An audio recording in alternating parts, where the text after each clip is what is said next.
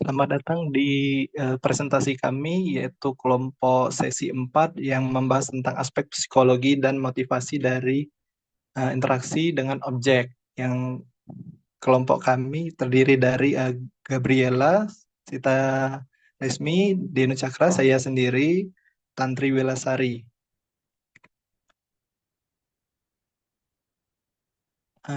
Pembahasan kami terdiri dari human centered design, yaitu pendekatan desain yang berfokus pada pengguna akhir, yaitu manusia sebagai pusatnya, dan fundamental principle of interaction yang membahas tentang interaksi dengan uh, objek yang melalui affordance, signifiance, mapping, feedback, conceptual model, dan constraint. Dan dilanjutkan dengan understanding motivation for interaction, yaitu bentuk alasan atau dorongan yang membuat seseorang ingin berinteraksi dengan benda. Dan what factor that cause people to interact with object, faktor-faktor yang menjadi alasan pengguna untuk memakai objek desain. Human centered design adalah solusi dari permasalahan berupa pendekatan yang mengutamakan kebutuhan, kemampuan, dan perilaku manusia yang menjadi pusatnya. Dalam filosofi desain, desain yang berpusat pada manusia berarti desain yang dapat memahami kebutuhan manusia sehingga desain hadir untuk memenuhinya. Sebagai contoh, human centered design yang di sini area prioritas untuk disabilitas dan pengguna prioritas lainnya. Yaitu tujuannya menciptakan ruang yang inklusif, nyaman, dan fungsional untuk semua pengguna, termasuk pengguna dengan kebutuhan khusus, memiliki aksesibilitas penerapan ruang yang dapat diakses oleh pengguna kursi roda tanpa hambatan apapun dengan pengguna disabilitas lainnya, adanya wayfinding, ada berupa tanda visual, teks, warna, dan juga braille yang mengakomodasi kebutuhan dari uh, pengguna area prioritas. Sebagai objek pembahasan, selanjutnya akan dijelaskan oleh rekan saya. Baik, selanjutnya kita akan membahas prinsip dasar interaksi. Desainer yang hebat menghasilkan pengalaman yang menyenangkan. Pengalaman berperan penting karena dapat menentukan seberapa suka orang mengingat interaksi mereka. Ketika kita berinteraksi dengan suatu produk, kita perlu mencari tahu bagaimana cara mengerjakannya. Sehingga dari situ kita menjadi tahu apa yang dilakukannya, cara kerjanya, dan juga operasi yang ditemukan. Penemuan ini berasal dari penerapan yang tepat dari prinsip-prinsip dasar yang akan kita bahas, yaitu ada affordance, signifiers, mapping, feedback, conceptual model, dan juga constraints. Di sini terdapat dua objek yang akan kita bahas pada masing-masing poin dari prinsip dasar interaksi, yaitu untuk objek yang pertama kita akan membahas di area prioritas. Yang pertama yaitu ada affordance atau keterjangkauan. Affordance merupakan adanya hubungan yang tercipta antara objek fisik dan juga seseorang. Dalam hal ini, si pengguna sudah mengerti bagaimana objek tersebut akan digunakan tanpa perlu adanya label ataupun instruksi cara penggunaan dari objek itu sendiri. Nah, contohnya pada fasilitas pengguna prioritas yang mudah dipahami tanpa tanda khusus yang dapat dipahami melalui indera. Jadi, walaupun tidak ada simbol untuk penyandang disabilitas ataupun penunjuk lainnya, si pengguna prioritas ini dapat menggunakan dan juga memahami dengan baik bagaimana objek tersebut digunakan, yaitu seperti guide block yang dapat langsung dipahami oleh pengguna tunanetra melalui sentuhan teksturnya. Kemudian ada RAM yang secara visual dan logika dapat dilalui oleh roda. Kemudian yang kedua ada signifiers atau penanda. Nah, jika affordance itu menentukan tindakan yang mungkin dilakukan, maka signifiers atau penanda berfungsi untuk mengkomunikasikan tempat di mana tindakan itu seharusnya dilakukan. Dengan adanya penanda, orang-orang akan lebih mudah memahami produk atau layanan yang akan mereka gunakan, serta mendapatkan petunjuk yang jelas. Kita memerlukan keduanya. Dengan adanya penanda, orang-orang akan lebih mudah memahami produk atau layanan yang akan mereka gunakan, serta mendapatkan petunjuk yang jelas. Contohnya itu tanda priority seating atau kursi prioritas sebagai petunjuk dan juga memudahkan bagi pengguna kebutuhan khusus untuk duduk dengan nyaman sama seperti orang lain. Nah, dengan adanya tanda kursi prioritas, sehingga seharusnya pengguna tidak perlu khawatir tidak mendapatkan tempat duduk karena mereka ini diprioritaskan. Selanjutnya yaitu ada mapping atau pemetaan. Mapping sendiri merupakan hubungan antara elemen-elemen dari dua kelompok objek. Ini sangat penting dalam desain, pengaturan kontrol, dan juga tampilan. Ketika pemetaan menggunakan korelasi spasial antara tata letak yang satu dengan yang lainnya terkendali, hal ini dapat mempermudah cara penggunaannya. Nah, contohnya di sini yaitu penempatan area prioritas dengan area tempat duduk reguler. Selain lebih terstruktur dan rapi, adanya penempatan ini juga dapat memudahkan pengguna prioritas untuk mengakses tempatnya tersendiri yang sudah disesuaikan. Bagi pengunjung reguler, juga dengan adanya zoning ini maka dapat memudahkan mereka melihat di mana tempat ia seharusnya untuk duduk. Lalu ada feedback atau umpan balik. Feedback yaitu mengomunikasikan hasil dari suatu tindakan. Nah, feedback ini harus segera diberikan agar tidak menghabiskan waktu pengguna dan juga menghindari jenuh akibat menunggu. Hal ini merupakan konsep yang terkenal dari ilmu kontrol dan juga teori informasi. Dalam beberapa kasus, feedback harus segera diberikan agar tidak menghabiskan waktu pengguna dan juga menghindari jenuh akibat dari menunggu. Umpan balik yang digunakan untuk memberitahu individu ketika sistem bekerja atau tidak, lokasi apa yang terjadi, hasil atau akibat atas sesuatu hal. Nah, contohnya itu bila terdapat pengguna di area prioritas akan memberikan umpan balik berupa informasi kepada orang di sekitar menjadi pemikiran for people to pay attention to something. They must first perceive it. Pertama, jika pengguna memang seorang yang membutuhkan fasilitas prioritas, maka sekitar akan memberikan perlakuan yang sesuai. Nah, kedua, jika pengguna tidak sesuai, maka pengguna akan mendapatkan informasi dapat berupa sanksi sosial maupun teguran. Selanjutnya yaitu ada konseptual model atau model konseptual. Nah, konseptual model ini adalah representasi dari hasil desainer berupa penjelasan sederhana tentang bagaimana objek dapat bekerja ataupun digunakan. Nah, ketika membuat konseptual model ini, desainer juga melakukan penelitian, penggunaan yang kemudian informasinya ini dari penelitian tersebut akan digunakan untuk mengembangkan representasi visual, bagaimana cara pengguna memandang dan juga berinteraksi dengan produknya.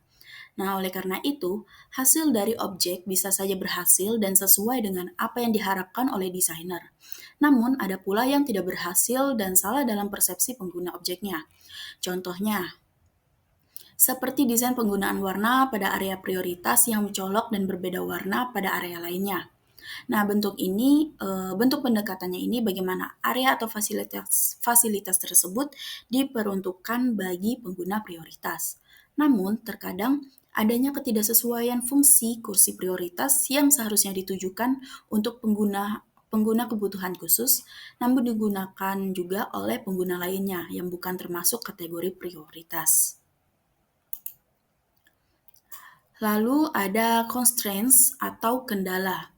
Nah, constraints ini sendiri merupakan cara kita merespon bagaimana objek tersebut dioperasikan dengan menggabungkan pengetahuan di dunia dengan pengetahuan yang ada di kepala. Hal ini menjadi tantangan bagi desainer untuk dapat memberikan informasi penting yang memungkinkan orang dapat mengetahui apa yang harus dilakukan, bahkan ketika si pengguna belum pernah menggunakan objek tersebut sebelumnya.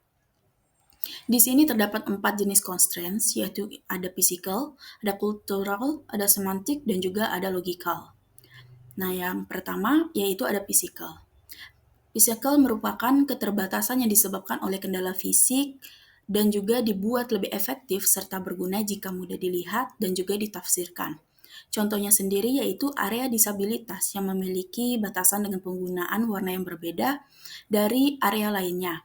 Hal ini tentunya memudahkan pengguna kereta untuk mengetahui dan memahami bahwa kursi dan area yang berbeda warna hanya untuk pengguna tertentu yang lebih spesial. Nah, terlebih dengan adanya tanda prioritas yang diterapkan sehingga lebih memudahkan juga pengguna kereta untuk dapat mengerti hal yang dimaksudkan dan ditujukan untuk pengguna prioritas saja. Lalu yang kedua ada kultural. Kultural di sini merupakan keterbatasan tindakan yang disebabkan oleh pemahaman budaya tentang simbol dan tanda lainnya. Hal ini menjadi suatu kendala karena mengingat budaya di setiap negara itu berbeda-beda. Bahkan untuk di Indonesia sendiri, setiap pulau ataupun sukunya itu memiliki perbedaan budaya yang cukup banyak. Maka dari itu tidak heran apabila masalah budaya merupakan akar dari banyak masalah yang kita miliki dengan objek yang baru serta belum adanya kebiasaan yang dapat diterima secara universal untuk menghadapinya. Nah, contohnya itu sendiri ketika menjadi permasalahan terhadap masyarakat yang tidak mengetahui makna dari simbol-simbol prioritas dari perbedaan tempat. Seperti misalnya masyarakat yang berada di daerah yang lebih kecil ataupun di desa. Nah, minimnya fasilitas tersebut membuat referensi untuk simbol tersebut asing, seperti penggunaan yang benar. Contohnya itu seperti penggunaan yang benar dari penerapan tanda disabilitas bisa dilihat dari gambar sebelah kiri. Penerapan tanda disabilitas ini sebagai penunjuk untuk penggunaan fasilitas RAM. Sedangkan pada gambar lainnya, yaitu pada gambar di sebelah kanan, adanya ketidaksesuaian penggunaan tanda disabilitas yang ditujukan pada tangga. Nah, tentunya ini penggunaan tanda ini tentu saja pengguna disabilitas ini tidak dapat menggunakannya. Hal ini bisa saja terjadi karena perbedaan pemahaman atau ketidaktahuan seseorang yang memasang tanda tersebut dengan arti yang sebenarnya. Baik, selanjutnya akan saya paparkan contoh tambahan mengenai 6 prinsip dasar interaksi menggunakan objek kedua yaitu tas. Sebelumnya, penjelasan dari 6 prinsip dasar interaksi sudah dijelaskan oleh teman saya. Namun, pada contoh kedua ini, saya akan menjelaskan ulang secara singkat pengertian dari 6 prinsip dasar interaksi tersebut dengan melihat contoh objek yang berbeda. Pertama adalah affordance. Affordance sendiri dijelaskan bahwa dengan melihat objeknya saja, si pengguna sudah memahami bagaimana objek tersebut digunakan. Dalam contoh tas ini, hampir setiap tas memiliki resleting. Namun memang berkembangnya zaman sudah banyak ditemukan model tas tanpa resleting. Resleting sendiri merupakan alat penghubung yang terdiri dari dua barisan gigi guna mengaitkan dan memisahkan dengan bantuan penggeser. Secara sadar, ketika kita pengguna melihat bentuk tersebut, kita sudah langsung paham bahwa cara kerja resleting ini adalah dengan dilakukan penarikan ke atas bawah jika bentukan resleting tersebut vertikal dan penarikan ke kanan kiri jika bentuknya horizontal. Selanjutnya adalah signifiers. Signifiers dijelaskan bahwa berupa sebuah tanda atau tulisan guna memberikan informasi atau petunjuk kepada para penggunanya. Tanda ini penting agar informasi yang didapat jelas untuk dipahami. Pada kasus tas sendiri, jika diperhatikan pada bagian dalam terdapat label mengenai informasi produksi atau karakteristik khusus dari tas tersebut. Bisa itu berupa informasi bahan atau cara pencuciannya. Sedangkan di bagian luar terdapat label merek untuk memberikan informasi identitas tas tersebut. Selanjutnya adalah mapping. Mapping adalah sebuah pemetaan. Jika dikaitkan dengan tas, semua tas pastinya memiliki konsep mapping. Mapping dalam tas ditujukan agar barang yang disimpan dapat terorganisir sesuai dengan kebutuhan fungsi, serta ukuran yang digunakan pastinya didesain berbeda-beda. Pemetaan ini juga berfungsi untuk mencegah resiko kerusakan antar barang di dalamnya. Selanjutnya adalah feedback. Feedback digunakan untuk memberikan respon agar individu tahu apakah suatu sistem bekerja atau tidak. Jika dikaitkan dengan tas, tas juga memiliki fitur feedback. Contohnya pada kasus tas yang memiliki sistem kode keamanan. Kode tersebut dapat diatur sendiri, dan untuk feedbacknya sendiri, jika kode yang dimasukkan salah, maka tas memberikan respon tidak terbuka. Namun jika kode yang dimasukkan benar, maka tas akan memberi respon terbuka. Kondisi ini bisa juga disebut sebagai aksi reaksi. Selanjutnya adalah konseptual model. Konseptual model adalah penjelasan yang disederhanakan tentang bagaimana sesuatu bekerja. Dalam konteks tas, ukuran dan bahan menjadi tolak ukur bagaimana tas tersebut digunakan. Semua tas memiliki fungsinya masing-masing, seperti contohnya tas gunung atau tas carrier.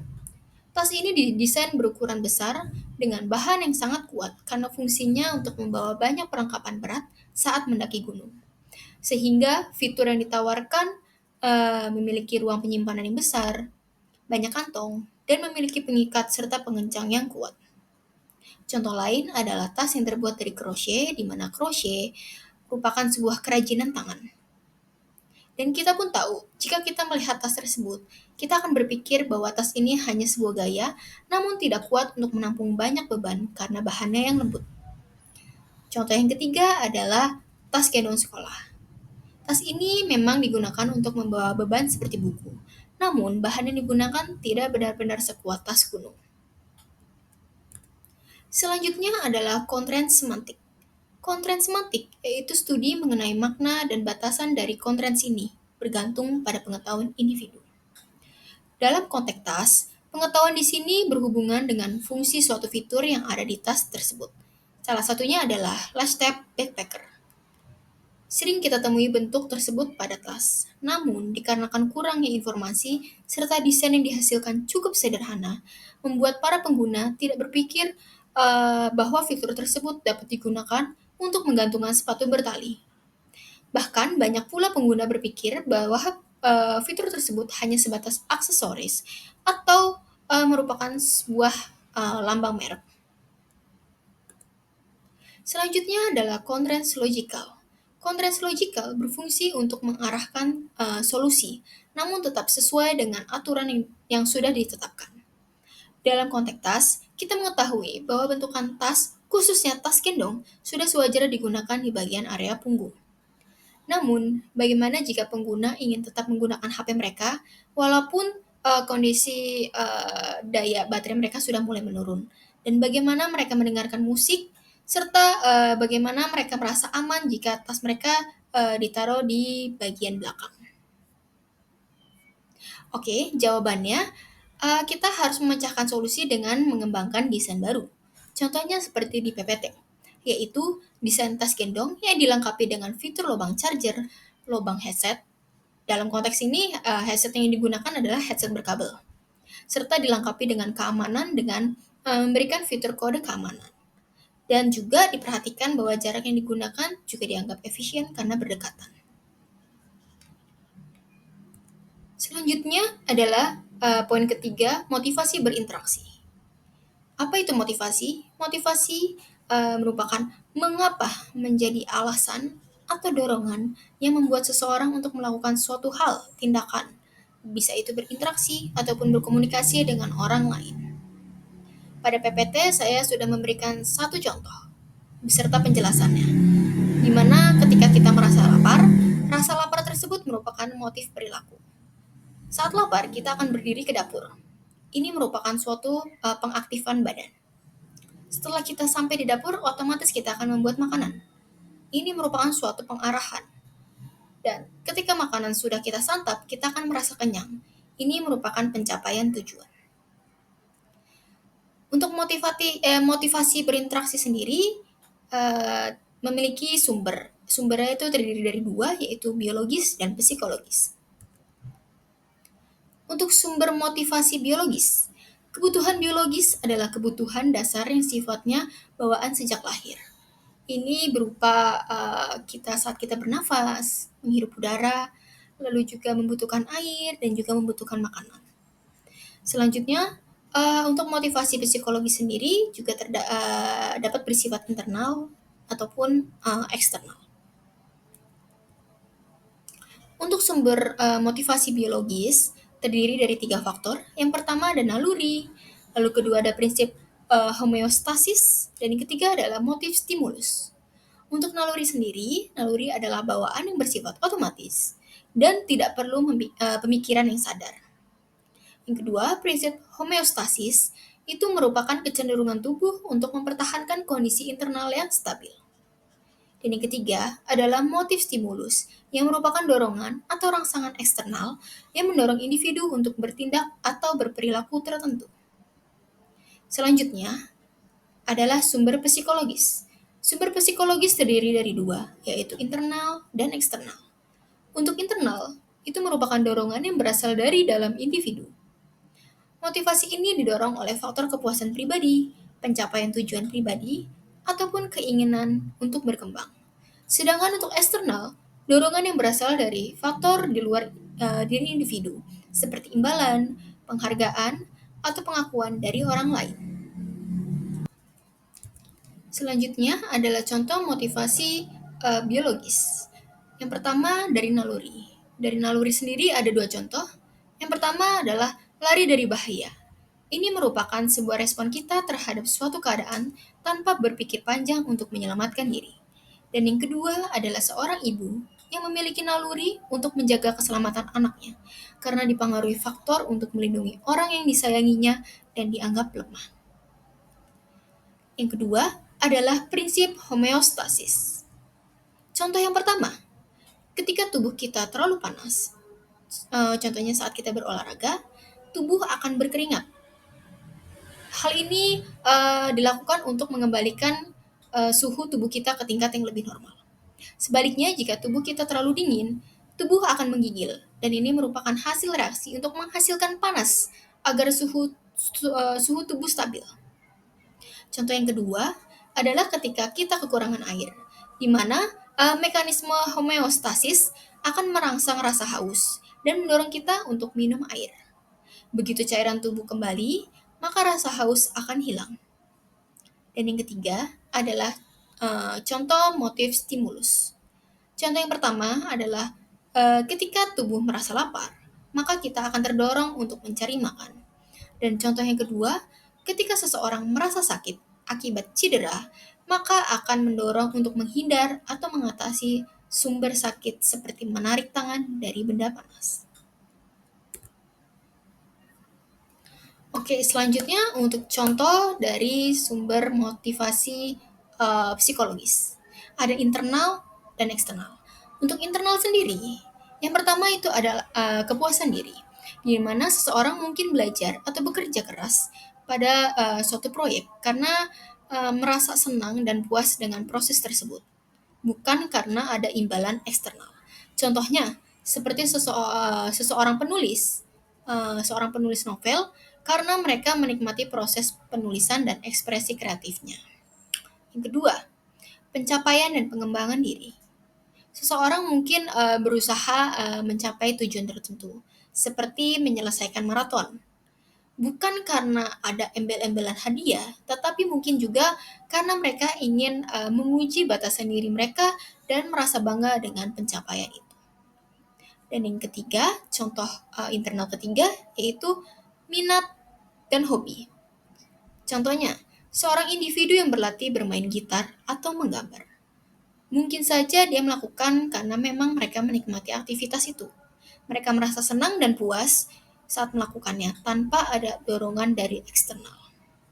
Selanjutnya adalah contoh motivasi eksternal. Yang pertama adalah hadiah atau penghargaan. Seseorang mungkin bekerja keras di tempat kerja dengan harapan akan mendapatkan promosi atau bonus. Ini adalah motivasi eksternal karena dorongan tersebut berasal dari tujuan untuk memperoleh imbalan eksternal, bukan dari kepuasan dalam pekerjaan itu sendiri. Yang kedua adalah pengakuan sosial. Seseorang mungkin berusaha tampil sempurna atau berprestasi tinggi di depan orang lain untuk mendapatkan pujian atau pengakuan. Contohnya adalah seorang pelajar yang belajar dengan giat untuk mendapatkan nilai tertinggi agar bisa dipuji oleh orang tuanya dan gurunya. Dan yang terakhir, contoh eksternal terakhir yaitu menghindari dari hukuman. Motivasi eksternal juga dapat muncul dari keinginan untuk menghindari hukuman atau konsekuensi negatif. Misalnya seseorang yang bekerja keras dengan harapan tidak mendapat hukuman ataupun tidak dipecat dari pekerjaannya. Selanjutnya, presentasi akan dilanjutkan oleh teman saya. Uh, untuk faktor manusia berinteraksi dengan objek, saya membaginya menjadi menurut teori interior menjadi teori kebutuhan yang dibagi menjadi tiga, yaitu kebutuhan utama, kebutuhan utama, pendukung, dan tambahan. Untuk kebutuhan utama, saya mengambil konsep dari sebuah ruang open space, yaitu seperti membeli tiket, kegiatan membeli tiket dengan interaksi objeknya seperti meja tiket, self-service, ticketing. Faktor yang mempengaruhinya itu seperti people to pay attention to something. They must perceive it. Di mana setiap kita datang ke bandara, stasiun, pelabuhan, kita dapat mengetahui jika ada meja datang ke suatu ruang besar dan terdapat meja, maka di situ kita akan memiliki persepsi bahwa itu adalah meja tiket dan uh, fasilitas untuk pendukung seperti self-service di tempatnya. Nah, untuk daerah lanjutnya yaitu menunggu. Kegiatan menunggu ini memiliki bersinggungan dengan objek yaitu kursi, bangku, dan wayfinding. Faktornya orang people are motivated by progress, mastery, and control. Di mana kita dalam proses menunggu ini kita membutuhkan motivasi seperti mengetahui progres, kapan keberangkatan, kapan ataukah tertunda, ataukah sudah dekat. Di sini menjadi faktor yang mendukung kegiatan untuk berinteraksi dengan objek tersebut. Di mana kita apabila sudah dekat, kita akan berdiri dari kursi.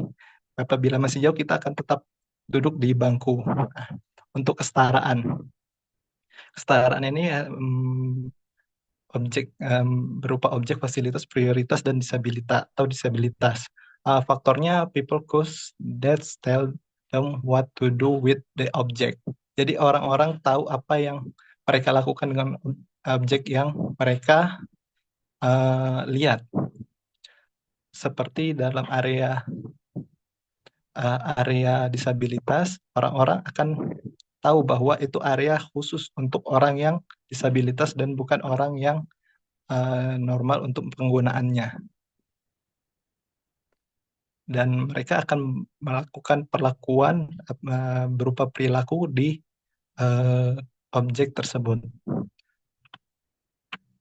Untuk faktor kebutuhan pendukungnya seperti makan, minum, dan sanitasi tadi, faktornya bisa berupa kembali ke motivasinya, yaitu motivasi biologis di dalam sebuah stasiun atau bandara atau pelabuhan. Tujuan utama bangunan tersebut merupakan untuk perpindahan atau membeli tiket, menunggu, dan kebutuhannya terakomodasi. Tetapi makan, minum, dan sanitasi menjadi kebutuhan pendukung untuk mendukung kegiatan tersebut seperti penyediaan meja vending mesin untuk makan dan penyediaan fasilitas sanitasi seperti toilet dan wastafel. Nah, untuk faktor manusia berinteraksi dengan objek, selanjutnya yaitu kebutuhan tambahannya berupa seperti hiburan, yang dimana dalam suatu gedung tadi, ke open space tadi, kebutuhan tambahan ini tidak ada pun, mereka tetap berjalan dengan normal, namun apabila ditambahkan kebutuhan tambahan di dalamnya menjadi lebih baik, yaitu seperti penggunaan objek media interaktif yang menjadi motivasi psikologis di dalamnya, di mana terdapatnya hiburan dan terdapat aktualisasi diri di sana seperti bermain games dan mendapatkan pengalaman baru di dalam bangunan tersebut. Itu saja dari kelompok kami. Sekian, terima kasih. Assalamualaikum warahmatullahi wabarakatuh.